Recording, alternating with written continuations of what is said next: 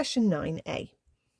Three forces F, G and H are such that F is 2i minus 13j, G is minus 6i plus 8j, H is 12i plus kj. And we're told the resultant of the three forces has magnitude 17 newtons.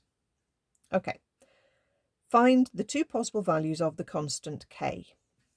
We can add our forces together to find the resultant force. Okay, when they're in vector form, you can add the i's, add the j's, add the k's. Okay, so our resultant force will be 2i, take away 6i, plus 12i. So that will give us 8i.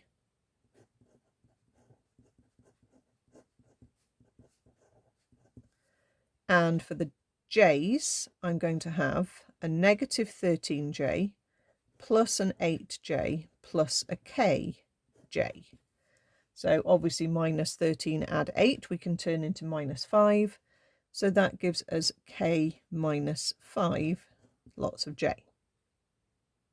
Okay, so then the magnitude bit, the magnitude is where you work out the diagonal, if you like. Okay, we've got an 8 in the I direction, and we've got k minus 5 in the j direction. And what we want to know is the overall effect of those two forces. So we are going to visualize that as finding the diagonal, okay, and we're going to do that by Pythagoras. So the magnitude of this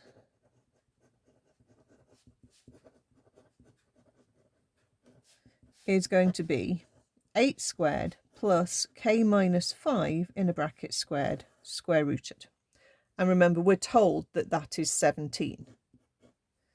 Okay, so we should now be able to try and solve this to work out k. So let's begin by squaring the other side and say 8 squared plus k minus 5 squared is 17 squared. Now we can obviously work out 8 squared. We can work out k minus 5 squared if we wanted to.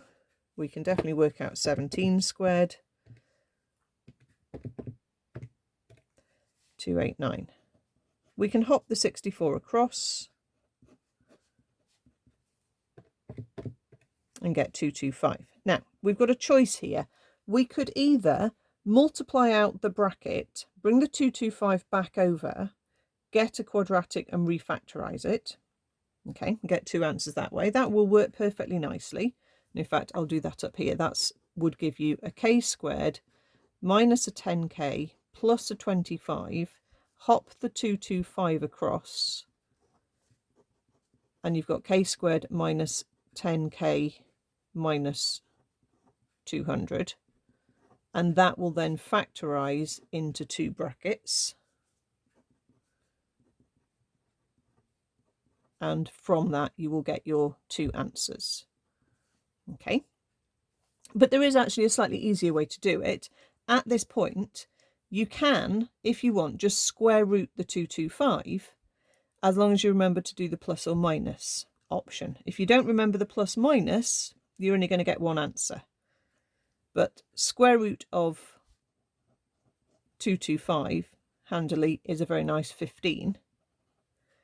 Okay, so you can then hop the 5 across and say you've got a 5 plus or minus 15, which gives you a positive 20 or a negative 10, which were exactly the two values that we would have got if we'd times it out and refactorized it. Okay, so you have two perfectly good ways you can solve that.